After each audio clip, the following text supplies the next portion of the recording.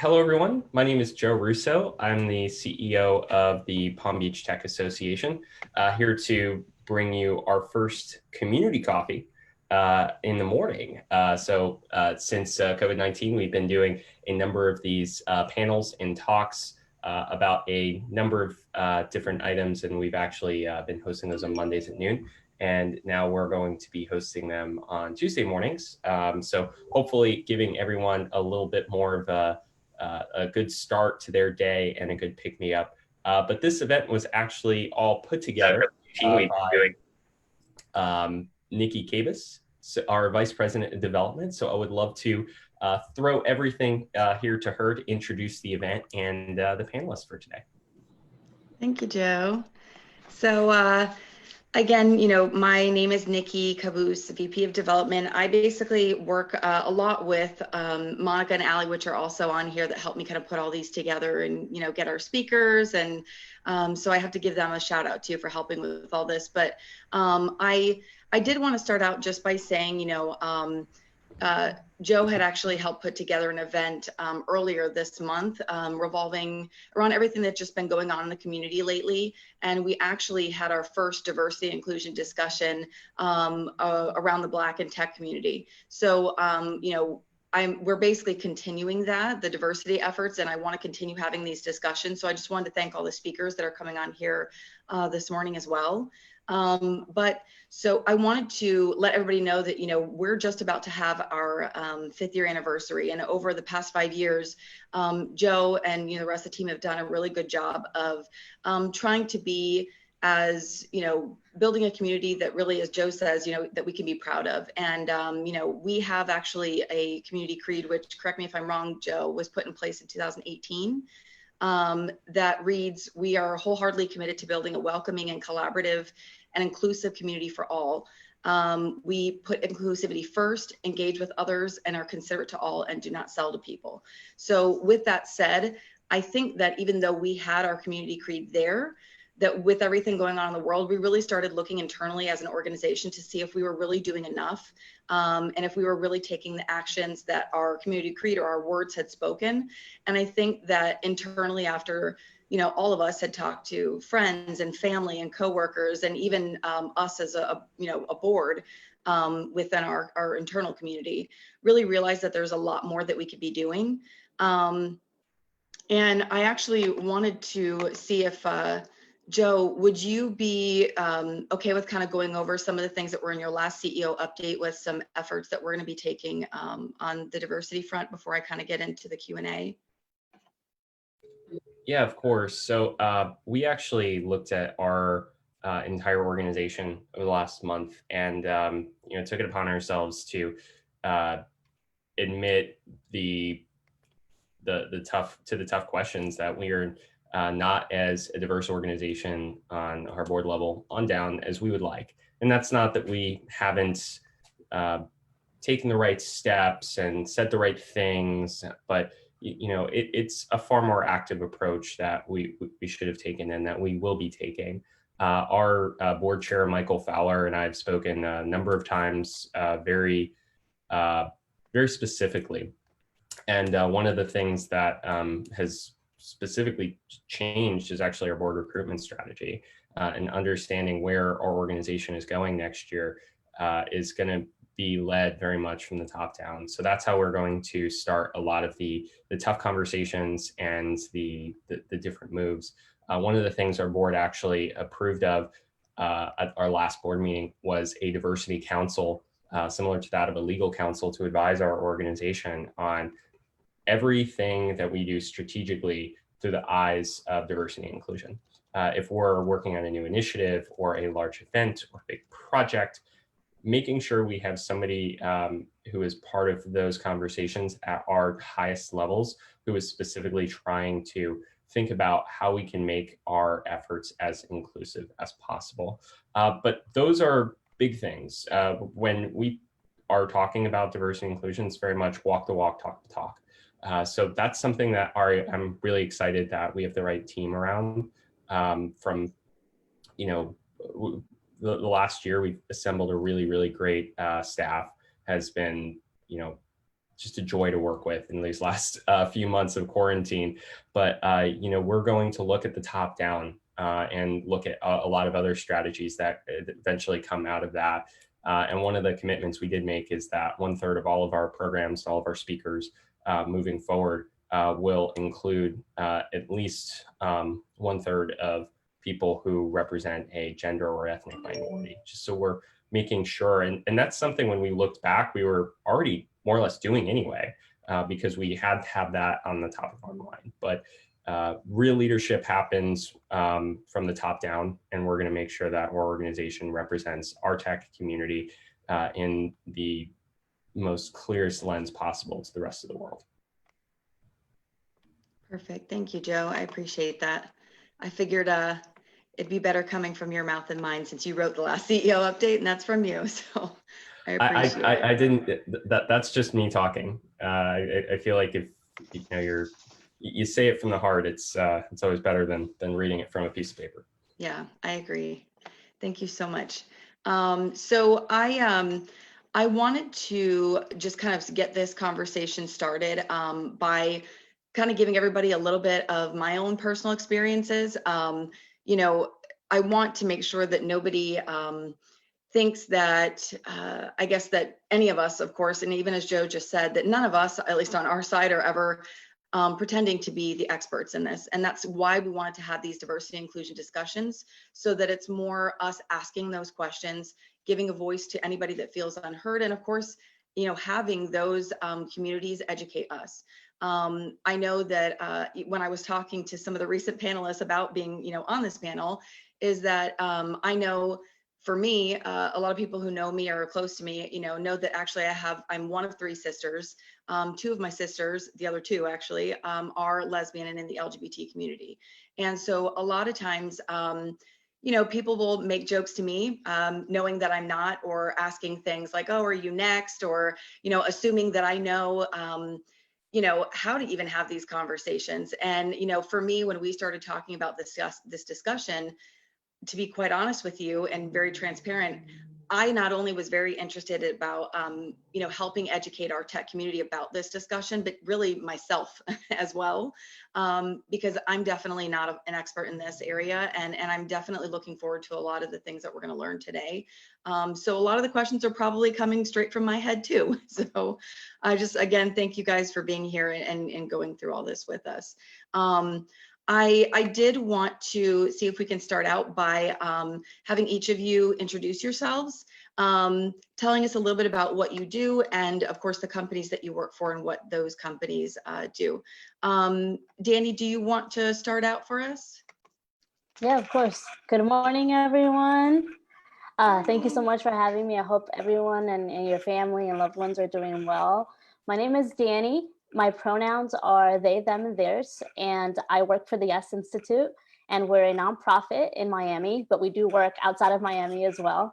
Our vision is really creating a community and really a world where all youth are free of suicide, violence, and discrimination. And my role there is as the equity and inclusion specialist, and I lead our education, training, and consultation work around equity and inclusion topics, with a specific focus on gender and orientation, and have the privilege of leading these educational platforms and dialogues with several other companies, organizations, schools, early childhood, you name it, the tourism industry. So I'm really grateful for the opportunity to share a little bit about the work, about myself. As a non-binary person of color, right, Latinx, I have experienced both in the workplace and in my personal life, a lot of the disparities that we, that are not a secret to this community. And so my commitment is that nobody ever has to feel like they can't be their authentic selves, and they have a space to truly just be, so that they're able to contribute in the best way possible. So that's a little bit about me, and I'm more than happy to share more about my pronouns and all of that a little bit later. Thanks for having me. Thank you so much. Rebekah, would you like to take it off next? Sure. My name is Rebekah Monson. I'm the co-founder and COO of Where By Us. We're a company based in Miami. We are probably most known locally for producing the Nootropic newsletter, which is a daily email that kind of wraps up the news every day, tells you cool things to do, introduces you hopefully to new parts of the city. Right now we're building we're taking all the technology that we built for the New Tropic and our 4 other brands in cities across the US, and we are building that out as a toolkit for publishers to have their own technology-backed media companies. My pronouns are she, her, hers, and I do identify as genderqueer, which is a little weird that I don't use genderqueer pronouns, but part of that is habit for myself. Yeah, I am also the co-founder of Out in Tech Miami. We're very nascent and new, and right when we were kind of getting off the ground, COVID hit, and our primary goal is to bring together queer communities in tech to help people network and find other folks who are supportive and identify great companies to work for. So we're really excited about working with you guys moving forward as we sort of grow the organization and hopefully partnering up on some really cool stuff with your community. Awesome. Thanks, Rebekah. Patrick. Good morning. I'm honored to be here. Thanks, Nikki, for always thinking of me and bringing me into the fold. I have an incredible opportunity to have lived and traveled all over the world. And my experience hits home. Just before COVID-19, we were planning a massive wedding for my daughter and her partner. And here we are. I tried to even convince her to have it online, but of course that would have taken away from the folks gathering. And we were so excited to just in the planning stages, and just a wonderful opportunity. I fell in love with the LGBTQ community going back many, many years. My uncle was also an LGBT, and he certainly, introduced that to the family and made sure that he was the pillar. He opened, and I learned something most recently. He was actually a house parent. He cared quite a bit for the folks that during the time that I was in the military, I looked to him to bring that diversity into the family. And of course, fast forward to me being a parent of a 26-year-old that was getting married, and I love that opportunity. I love the humanity of it all. And I learned even an incredible passage that predates many of the modern history that spoke about the LGBTQ community way back in the Bible. So I was elated to see that, I've been brought into this world that was all inclusive, and yet we fight it every day to be exclusive. I'm not sure why that is, but, and so I work currently at the Florida Memorial University. We are the only HBCU in South Florida. I think it's a little bit of a unfortunate perfect storm that things are happening the way that they are, putting the spotlight on HBCUs around the country. And really around the world. And so I'm excited to see the development of the South Florida tech community. I've been part of the fibers here probably for 20 plus years with various international stints, but I always come back home. So thank you for having me. Thank you so much. I actually wanted to see if we can kick off the first question. Either Rebekah or Dani, if you guys wanted to take this one, it's just, what is the, I guess, can you explain the importance of like the personal gender pronouns, and how do you find out what somebody prefers? Like, how would somebody know, or how would they go about asking? I'll let Dani take this one. Okay. Thanks, Rebekah. That's a great question. I think first off, the best way to communicate the importance of using people's affirmed pronouns is that, because they're not really preferred, right? They're ours. That's another little language tip that sometimes we use in the community. Not everybody may have a reaction to it, but some people might. And the way that I like to explain it is that it's when people are not using the pronouns that we'd want to go by, right, that we feel affirmed by, makes us feel invisible. It's like we're not seen. And so if you can just imagine for just a moment, being called a name and a pronoun that doesn't fit your experience, every single interaction that you're in, the feeling might be your frustration, invisible, not seen, right? And that's exactly the feeling that you get when people aren't using your name and pronoun. So one of the best ways to do that is to ask somebody, what name and pronoun do you use? Or you can also start off a meeting with sharing your own name and pronoun, right? And giving people the option. And this is not about forcing people to share their pronouns. This is really just about leading with intent, right? My intention is that everybody feels seen throughout this meeting. So we're going to start with, everybody could please share your name and share your pronouns if you'd like. That gives an opening for folks to really decide for themselves if they'd like to share that. But I know that's one of the things that I like to share in my trainings as well, is that people are often worried about how that may come off if they ask about name and pronoun. Is it offensive? How is it going to land for the person? And most of us really want that. I'd rather have somebody ask me than misgender me, right? And assume that I'm female, or assume that I use she pronouns, or that I use he pronouns. I hope that was helpful. And if Rebekah or anybody else has anything else to share, please go ahead. Yeah, I think you totally covered it, Dani. I would just say that one thing that is very valuable too, as Dani mentioned, as far as like being an opening, like bringing an opening to gatherings and so forth, is if you go ahead and self-identify your own pronouns, even if they are gender normative, in whatever context you're in, particularly in networking, because it may be that you're having a one-on-one conversation, and just doing that allows folks, or putting it on your name tag, any of those things kind of allow other folks to feel safe and accepted for who they are. And the other thing that I think is really important around this is, it's okay. You're going to make mistakes. And when you make a mistake, that is okay. Correct yourself always. If other people make a mistake, correct them always, because what we're trying to do is sort of shift culture here around this. And what that means is, when you're an ally, you get to be a part of that. Like, this isn't a thing that you're just like a passive observer of someone else's pronouns. If you're a real ally, you're going to be out there kind of helping do the work of normalizing different gender identities for folks who need our help.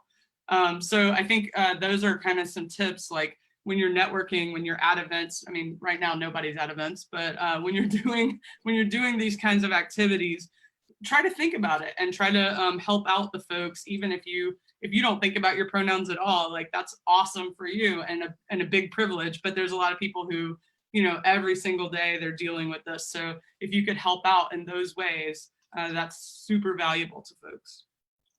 I want to add one more thing that you just made me think about, Rebekah, around that same conversation. Using Zoom as a platform that we're all using, mentioned like events, right?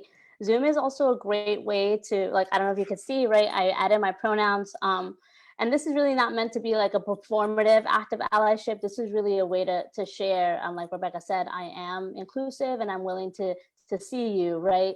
So adding your pronouns in a space like this is also a really great way to show that you are open to this conversation, that you are knowledgeable, that people may not use, right, the pronouns that may be an assumption, right? Another way to look at this in your workplace is looking at your intake forms when you're in the hiring process. That's I got lucky with Yes Institute, right? But if I were looking for another job, which I'm not, it would be really helpful for me to know, right, as a newcomer, how do I know if a company is inclusive? Well, one of the biggest ways that I know that is if a company has that on their company webpage with employees and their bios, right? Or if they have it on a new hire form, a space for not only legal name, but a firm name and pronouns. Those are also some ways to think about that. On name tags, your email. Sometimes people don't read, but sometimes they do. And I have, I've added it to my emails, and sometimes it actually even starts a conversation about pronouns and gender, which is really awesome. So I just want to add that tidbit there. Thank you both for that. I appreciate that, because I know even for me, just personally, I've always kind of wondered. And I think probably part two of this question is I've even seen or heard, I think, is it Z or Z that's also used, something to that fact? Yeah, there's a What is bunch the of other difference? pronouns. So there are other pronouns like Faye, Z. There are folks who use no pronouns. There's really a whole list. But really, if you can walk away with anything, is ask folks. I've met a lot of more and more young people today are using various different gender pronouns, right? Different labels to communicate about their experience, especially millennials and Generation Z. Mhm. So a way to like not get really overwhelmed with all the pronouns and all the labels is to really lead with asking. And if you can even say, I've never actually heard about those pronouns, would you mind sharing with me how I would use it when I'm speaking to you, when I'm talking about you? I've said that, right? And I lead this work for a living. So it's okay to not know and to mess up and to ask questions, as long as you're leading with that intent of, I want to see you and I'm welcoming. So I think that's a really great way to not get so overwhelmed with all the different types of pronouns, because there are a lot. Yeah, I think that's a great tip, is just being comfortable, being uncomfortable, just to ask those questions. Because I think a lot of people, out of our own uncomfortableness, are scared to ask, but then we make the other person feel uncomfortable as well by misusing pronouns and all of that. So I think that's a good point, is just us just being comfortable asking. My next question, and I guess this goes to any of you and all of you, is what do you think is the biggest misconception that people have about the LGBT plus community? I feel like I've been talking a little bit. So I want to see if Patrick would like to share something, and then I'll go ahead and input if there's anything missing. Yeah, gosh, what comes to mind almost immediately is how interchangeably we use sex and gender. Oh my God, I couldn't begin to tell you all of the different opportunities, and I call them opportunities because when confronted or having a discussion around that, you have an opportunity to educate. So I kind of take that approach, and I learned myself, having experienced this from an early age with my uncle. And what came to mind almost immediately was I was watching. We were binge watching actually a recent show called Pose, and I saw the character that my uncle led his entire life in an area, in the inner city that I was told that was wrong.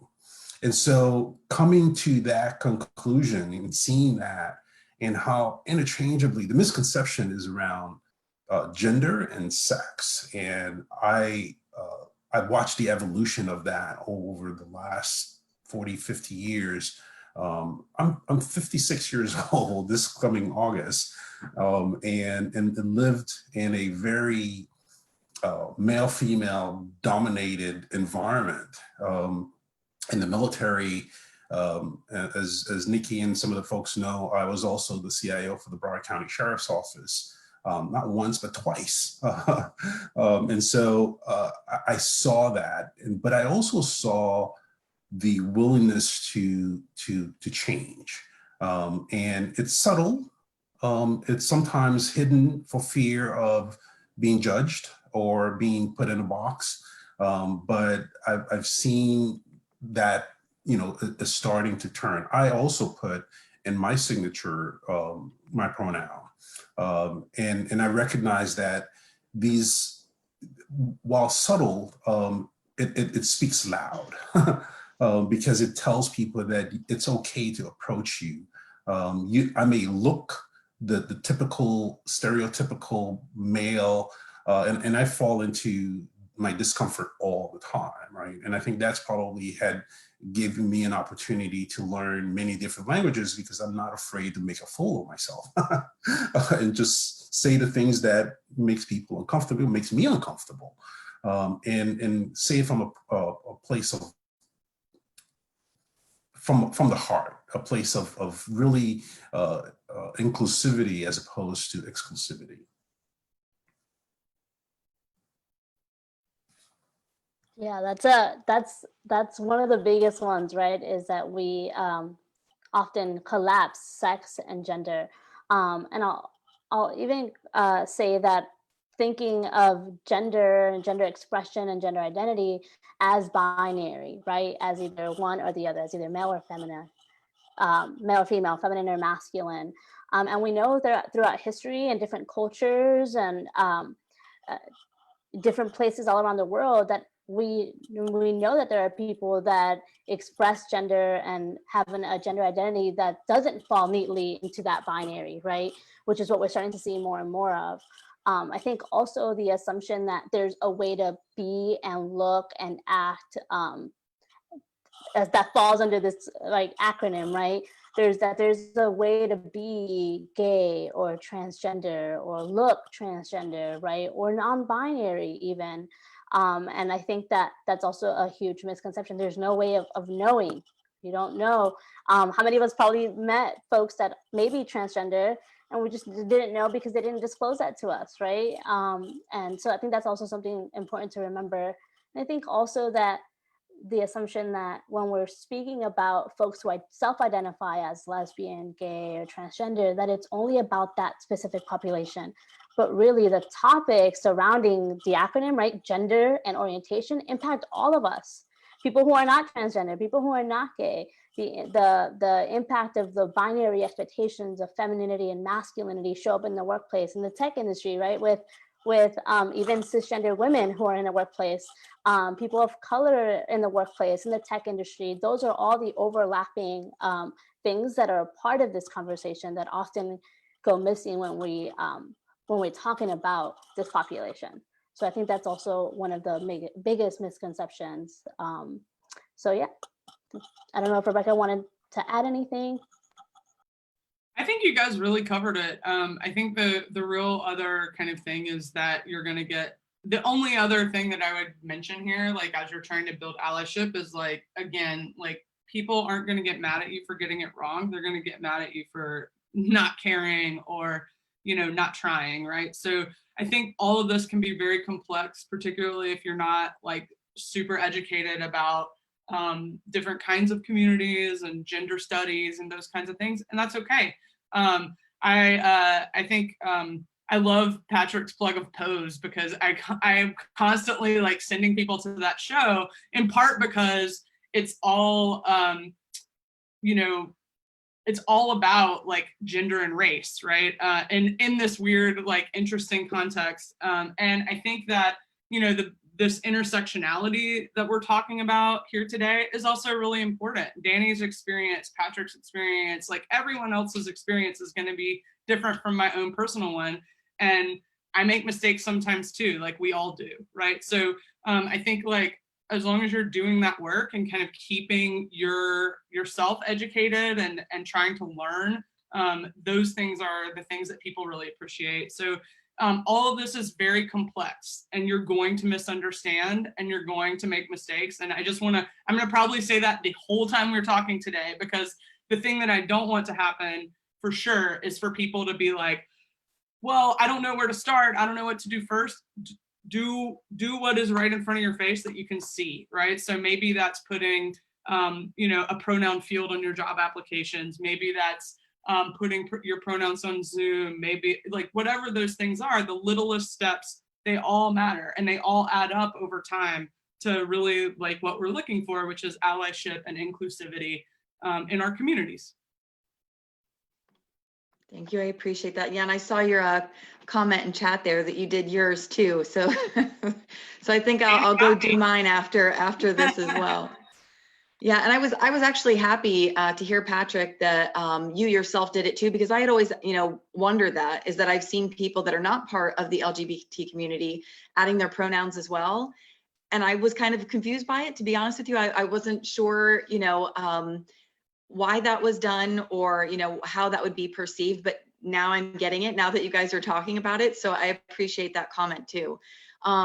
The next thing I did want to ask was just about, you know, everything that's been going on and the current Black Lives Matter movement, you know, especially now that all of this is happening and it is Pride Month, is how do you, I guess this question goes to Rebekah and Dani, is how do you guys feel about the Black Lives Matter movement in regards to the LGBT community? Because I think a lot of people, we often hear, for some reason, I don't know why, in the media or in movies or whatever, we hear a lot about the white community that's part of LGBT, but people forget that there's actually a lot of people, you know, of color.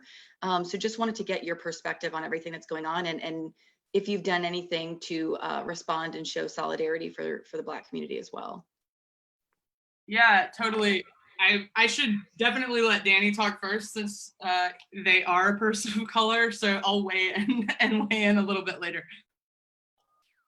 Thank you, Rebekah.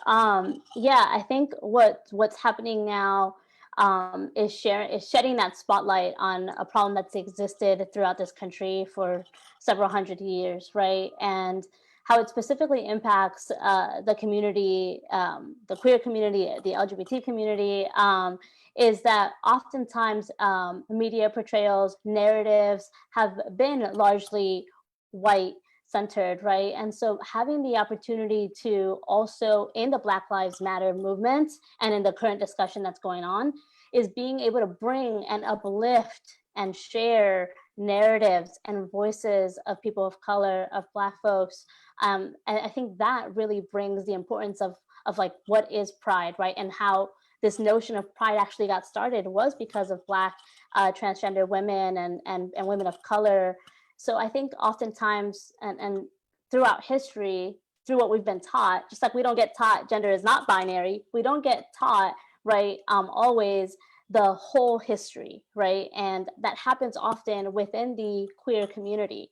And I think having the space and the education and the opportunity to have a dialogue around it, mostly, I think that people are also very quick to go into like action steps before really processing and having the dialogue and understanding and really listening. So I think the really great thing that I saw a shift in especially this year's Pride was really the intention of uplifting Black and brown voices and having them actually be showcased and telling stories. There's a lot of things that even I'm learning, even as someone that does this work, even as someone that's committed to being equitable and inclusive.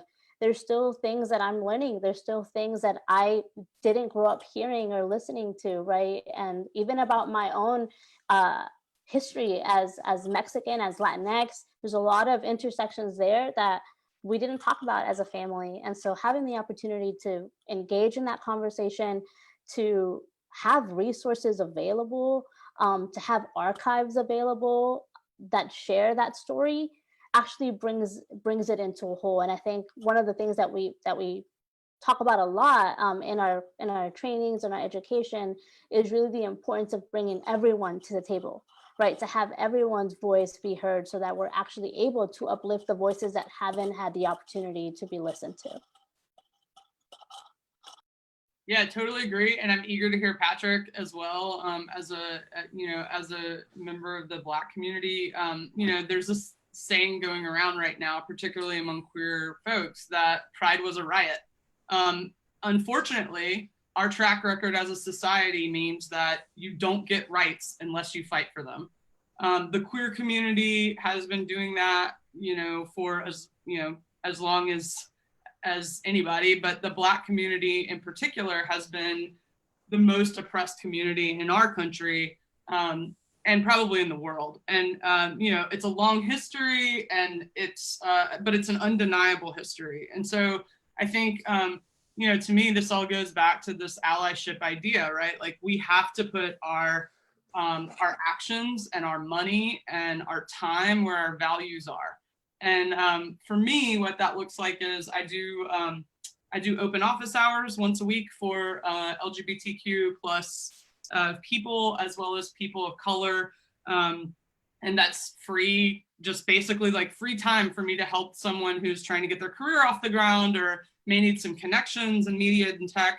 Like, there are lightweight, small things that you can do that apply to your day-to-day work to support allyship, right? It doesn't always mean protesting. I think that that's part of it. I think money is part of it. I think all of those things matter immensely. But when it comes to like how I want to be an ally, it's really about like what personal, meaningful action can I make every day to support both my own community, the LGBTQ plus community, as well as communities that I think are treated unfairly. And so, those are the things that I would just urge you to consider. Like, what special skills do you have? What networks do you have? What doors can you open for folks who are excluded from the things that you're privy to? I think, you know, I'm getting older, so I'm like almost 40 now. I talk to a lot of folks who are right out of college, or they're in their first jobs, or they're trying to get their first jobs. And I think it's easy for us to forget how valuable our networks are. And if you're not pulling someone else up behind you and into that network, you're wasting it, right?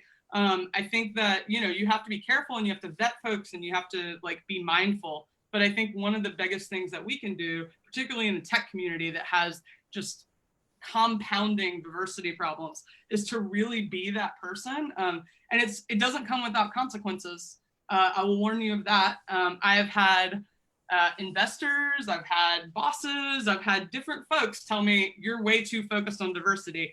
And to that I say, F off, because this is a thing that really matters to me. And this is like, when it comes down to it, like whatever job I have or whatever power I have in the world, like what I want to do is lift the other folks up. So Black Lives Matter, seeing that take off, like has been, you know, it's not been an overnight thing. There's been a lot of work, a lot of organization, a lot of continual effort to shift the tide of public opinion. And we saw that in the queer communities with things like gay marriage, with things like protections for transgender people in work. Like, you know, this year has been a huge year despite really bad circumstances for underrepresented communities, because they keep pushing. And so I think the best things that we can do, regardless of what community you're a part of, is really think about what your values are and then back them up in big ways and in small ways as much as you can. Because when it comes down to it, like the legacy that we leave here is like the people that we impact along the way. And like most of us aren't going to be, you know, famous or presidents or whatever, but we can all do a little bit to help the next person along. So it's been exciting to me, and it's tumultuous, and change is kind of scary for a lot of people. But the thing that I keep reminding myself is, even though this is a difficult time for us as a society, progress moves in one direction. And it may swing back for a minute, but it never lasts. And like, you can look through history over and over and over and see that there's always a backlash. What we're seeing right now is a major backlash, and people are fighting against it. And that's what has to happen. So I'm really happy about it. And Patrick, I'm sure you're way more immersed in this than I am. So I'd love to hear what you think.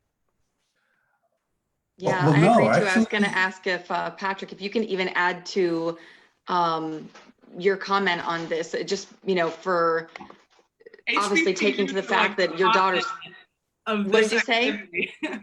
HBCUs are like the hotbed of this activity, and where all these ideas and these like powerful thoughts about how we can restructure our society are all focused in, a lot of it is focused in these colleges. And so I like to have Florida Memorial here in Miami is a huge asset to us. Yeah, I think you, Patrick, probably have a different perspective on this too. You know, like Rebekah was saying, is working for Florida Memorial University, but then also even just your daughter. I mean, the, you know, the intersection of all the marginalized communities, just being female, Black, and lesbian. I mean, can you talk kind of on that, of just kind of being a parent, you know, to her as well through all that? Yeah, and while it on the surface it may appear, you know, this is an unfortunate but yet a perfect storm. It is, and I'm going to go back to what Dani said, and I really commend Dani and Rebekah to just kind of be on the front line of all of this, because the reality of it is that I think, you know, both of you echoed the same things. You know, as small as it may appear, you got to be boisterous. You got to be willing to get out of the comfort zone and stand for something, right? It seems so obvious, and yet, you know, we shy away from doing that. And there's a whole host of reasons why we do that. I think even interestingly enough, even Florida Memorial University, 141 years old university that was basically born out of North Florida, was moved to St. Augustine and was kicked out of St. Augustine. You know, they had to leave almost by night because of the riots and you know, in the late 60s. So all of this happens for a reason. And I think, you know, what Rebekah says, that, you know, part of all of this is that, you know, yes, we want a peaceful protest, but we know real change comes from getting out of your comfort zone. And getting out of the comfort zone is being able to challenge the status quo, right? You have to be able to get out in front of it. So, you know, personal experiences, you know, I joke all the time with China that when we were moving, so I talked about, you know, having been in the Marine Corps, having worked for the sheriff's office. And then in the middle of this, we spent 4 years living in the Middle East, in Abu Dhabi, right? And so we're talking about just a whirlwind of storm that would have, you know, prevented her from being who she really is, right? Because all the stages, everything that we've set as parents, my wife and I, of 28 years, this coming July, this September, you know, we did what we thought was the right thing to do, exposing her to the world and giving, you know, her and her sister the opportunities. But as Nikki said, as a Black young woman dealing with her identity, to add insult to injury, we sent her to an all-girls Catholic school, right? So the odds were stacked completely and totally against her being who she was meant to be. And so to watch her blossom from this has been an honor and a privilege, you know. So to me, and I remember, you know, we came back and she was getting ready to go to school. She went to school in Milan, and just as she was leaving, she had come out to her friends in high school. And I told her, I said, be true to who you are. We knew, but she wasn't comfortable yet. And so being, you know, having that opportunity, and again, as a Black woman, there's so many things that she has to, and then there's all kinds of other stigmas that are out there as well. And unless you're willing to take it heads on, and sometimes we wear masks, right? And I think that's where the concept or the notion of opposites attract, right? Because we wear the mask to hide who we really are, we're attracting the opposite. The people that, because they don't know who we are. So unmasking ourselves and being vulnerable. I said this in a board cabinet meeting at the Florida Memorial University. I said, vulnerability is an asset. Vulnerability is a powerful tool. Allowing yourself to be vulnerable, you'll know who your enemies are because you'll see them coming. They're going to attack your most vulnerable areas. And that's when they're going to reveal who they are and how you're going to accept them in your fold. And so there's a place and a time for everything. I think we, as an African-American, you know, historically Black college, and many of the things that are happening around us, if we don't stand up and call it for what it is and take advantage of this opportunity that's afforded to us on the heels and the backs of, you know, a lot of people that have paid the price to get us here, right? So we're talking about, you know, Black Lives Matter is great, and I support that wholeheartedly, but we have to be consciously aware of our actions moving forward to be able to take this opportunity that's afforded to us that has been paid at a high price and make the changes that's necessary. And part of it is all inclusive, right? It's the LGBTQ community, it's the people of color, it's everyone that has been marginalized over the history we have an opportunity to right that wrong. And so part of that, we have to get out of our comfort zone. I urge everyone, and I hear it loud and clear in Dani's voice. I hear Rebekah, and thanks Nikki for putting this panel together, because I'm all for that. And while yes, we have to find a way to do that and not shed more blood and shed more tears in the process. And it may require just to get out of our comfort zone just a little bit, but that's a worthwhile process. It's a worthwhile endeavor, because I grew up in Brooklyn. I grew up in a time where, the LGBTQ were beaten up and taken, and those, of course, the Black community as well. So we have more in common than we sometimes allow ourselves to embrace. Very well said. And I appreciate, you being just so honest and transparent with your story as well, all of you. I did want to talk a little bit about just diversity inclusion efforts within larger corporations or companies. I think that, and I think I might have been discussing this, I forget if it was Rebekah or Dani, I apologize, but was just that a lot of larger corporations think about diversity as like a programming effort. It's like a pretty window dressing, something fancy. They can say, yeah, we have some, diversity stuff going on here at the company. It's great. But how do we take that pretty window dressing looking effort and actually create something that's real? And I guess on the other side of that, which you touched on earlier, Dani, was the people that are looking for jobs right now. How can they tell if something is real within a company? What questions should be asked? Like how can we start to work on that within the organizations? I'll go ahead and share a little bit. That's also a really big and complex conversation, and one that every company and organization is looking at right now, internally and externally, right? Given the situations, I think that yes, largely diversity and inclusion, D&I, right, or equity and inclusion has often been seen as a checkbox, right? And oftentimes when trying to be inclusive, we're actually doing the opposite, right? And it happens when people who also do like queer or LGBT initiatives, and they still leave people out. So I think what really helpful tool, and this is something that we do at Yes Institute, is starting off with dialogue. I think I said this before, people are very quick to try to move to like, okay, let's fix it. Let's do some onboarding. Let's do 20% this, and we'll have an affinity group or an ERG. And oftentimes what's needed to get there is psychological safety, right? And dialogue, and really listening, and more sharing stories. I think stories and narratives are very powerful in not only all of this work, but specifically in diversity and inclusion work, because it actually allows people to step into other people's shoes for a moment, right? To reflect, to really consider, what are my privileges? What are my own identities? How does that impact the way I relate to other people? How does where I grew up and how I identify impact how I'm going to relate to an employee or to my boss?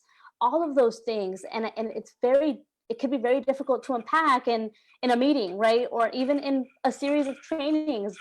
Joseph, who's also here, my executive director on the team, he knows we have to do several. When working with an organization, it's a process. We go in, we say, this is not we're still learning too, right? Even though we're the so-called experts, we're still learning, and this is going to be a process, and what's going to work for this particular company might not work for the next company, right? So I think that's also important to first reflect on, okay, I think Rebekah pointed to this, what's my organizational value? What are my individual values? What kind of company do we want to have? Are we committed to equity and inclusion? Okay, yes. What are we going to do about that? How do our employees feel? How do our staff feel? Having anonymous surveys are great ways to get a feel of the overall culture, right? You may be somebody that's committed or just starting this conversation, and you want to know where your staff is. Having an anonymous way for them to fill out what they think, right, are the biggest gaps in your organization is a great way to also ensure that, one, they feel safe enough to do that because it's anonymous, and two, they can really be authentic, right? And then you can move on to that dialogue piece, the training, the education. IS Institute, we read books as we have a book club together, right? Having opportunity to gather and read books on diverse topics, on topics of race, especially with what we're going on, with what's going on right now, having those opportunities to reflect as a team, no matter how big or how small, no matter what department, this isn't just up to the diversity and inclusion person at your organization. This isn't just up to the leaders of the organization. It's really everyone has to be a part of that. It's really an organizational culture change. That's what it's gonna come to. It's not just putting pronouns on a form. It's not just having a gender neutral restroom. It's not just changing your dress policy so it's not binary. All that is great, but what's really needed is, are people gonna, what language are people using, right? How are they thinking about gender? What questions are they gonna ask if someone who's transgender comes on board? Right? Are they going to feel safe? Are they going to feel comfortable? Those are all the different things that we want to bring people to really talk about. So I think the culture itself needs to be reflected on, needs to be dialogue, and then you can move on to those very necessary action steps. Now I want to take it to Patrick and Rebekah. I shared a little bit, but yeah. Yeah, I'd like to chime in just a bit. Dani, I really admire your passion and just the way in which you're articulating these thoughts. It's a hard conversation to have, and I certainly appreciate you taking the lead on this. What comes to mind is not only from a personal experience, but what I've observed over the years is that our learning capability is always to bring and equate that to a past experience, right? So even in this conversation, I just said, in my experience, so therefore I'm pulling from the past. Well, the history was written by those that specifically selected, not that it was incorrect or wrong, but it was written in a perspective, right? In whatever the agenda of that era was or is. Right. And so part of what we need to do as young people, and I urge you all to continue to think about this in a very active way. What was written is great and it gives us perspective, but it's not the full story. Right. And so because it's not the full story, we have to peel away the layers and understand the why. Because it matters. Why did we do certain things that we did that led us to write the history in the way it was written? Clearly, there are diverse stories just in one country, right? And so you have the Mayflower, you have, the Amistad, right? Two ships coming across the Atlantic, yet diverse stories and how they got started. So the reason why I bring this up is that, we have to change the way we learn in order to truly affect how we're going to be. And how I'm guilty of it because, I tend to, we write our resume in the past leading up to today. Shina did in, you can tell I'm a proud dad, right? So she wrote it seemed morbid at the time. In the 8th grade, she wrote her obituary. And I thought to myself, but this is an obituary of the accomplishment that she was going to make. I didn't quite get that. And of course, this was before we decided to move to the Middle East. And one of her goals was she brought peace to the Middle East. I don't know what that ultimately will be, but those are the forward-thinking way of looking at life that changes the way we see life as it is today. If we continue to look at, the Christopher Columbus story, as opposed to where we would like it to be based on all the, information, how we write our resume, how we write our obituary, how we write the future is greatly dependent on the collective views of today, not of yesterday. again, I'm not trying to be philosophical about it, but it bothers me that, I continue to pull from our past in order to correct the now and project into the future. Well, why not write about now and then write our future and write the resume based on where we want to be as opposed to where we were. Anyway. I think all these are super great points, and I think one of the things that we should, to this broader kind of point about diversity and inclusion requiring everyone's effort. I think one of the biggest things that I see is in most companies, the diversity committee is basically saddled with a bunch of unpaid labor to train everyone else and teach them like the basics about race and gender and all these things. Please don't do that. Please don't do that to people who are already marginalized in your business. Please step up and be on that committee yourself, right? Step up, encourage other folks who are allies to be on that committee.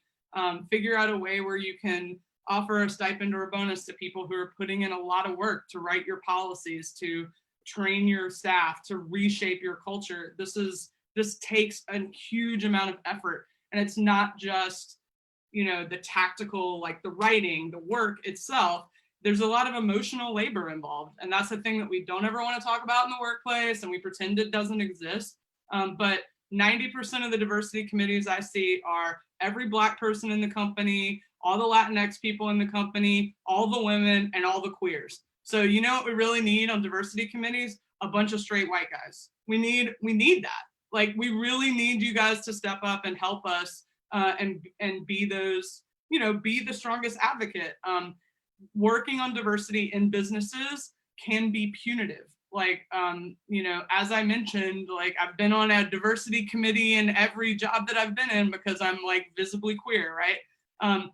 No problem with that. I'm always going to do the work, but it doesn't help you get ahead. It doesn't help you, like, when it comes time for promotion. That stuff is not real in my experience in the business world. And most of the people I know who do this work will tell you that often, because what you're tasked to do is to point out flaws in the organization. So, and to help try to fix them. And what that means is you end up rubbing management the wrong way. You end up kind of causing problems, right, in a business, even though that's specifically the task of this group. So I urge you to be really careful about how you do this work in a business context and how you're setting that work up. I mean, that's a very tactical way of talking about it, but I think, Dani and Patrick gave you a good understanding of like why it's so important. And I think realistically, if you're gonna do it, you should do it, but you should also really, really be thoughtful about how and why you do it, because otherwise you're gonna end up further marginalizing the people who are already marginalized in your business. And it's really, really important to really show from the top all the way down the company that this is a group effort, that we're all in this, that this matters, and like reinforcing it every single day. Because otherwise I have seen many people get hurt because they've done this work, and it's hard work, and it's not always like we may say we want it, but like, let's be realistic about what we really want and what we expect, and how we're gonna like applaud that work and lift it up in our businesses. Like, don't start a diversity committee because if you don't want to know what's wrong, right? Just know that that's part of the process, right? Thank you so much, Rebekah, for that last statement there. I think we're actually literally right at time. So I think that was kind of a perfect statement to wrap all that up. I have on my list here a million other questions, so I'm sure we'll have a part 2 of this, but I just wanted to thank all of you, for coming on here, sharing your stories, being very transparent with us, and helping educate myself and everybody else that's listening right now. Just wanted to ask if any of the panelists, if any of you kind of have some last parting words or last, tips, advice, anything that you want to share just before we close this out this morning. if any of y'all want to get in touch and talk about this more, feel free to reach out. I'm on Twitter at RSM. My email is really simple. It's Rebekah, REBEKAH, at whereby, WHEREBY.us. I'm happy to discuss this work and answer questions. Please don't be embarrassed. Like, I'm not going to slam you if you ask me something that seems stupid or something like that. Like, I would rather we talk about this stuff openly and honestly, and you know, and I'd rather give help where I can. So please hit me up if you need help. And also, if you have any interns, students, folks who could use a little external coaching in your org, like I do open office hours every week for 4 hours a week that people can book in 30-minute increments. You can find out information about that on my website, RebekahMonson.com. It's right at the bottom. So please share that around. I'm happy to do it. This is like a little tiny way that I can contribute to pulling the next people up behind me. So hit me up if you have questions or want to talk about this more. I'd love to hear from you. Thank you, Rebekah. Does anybody else have anything they wanted to? Oh, go ahead.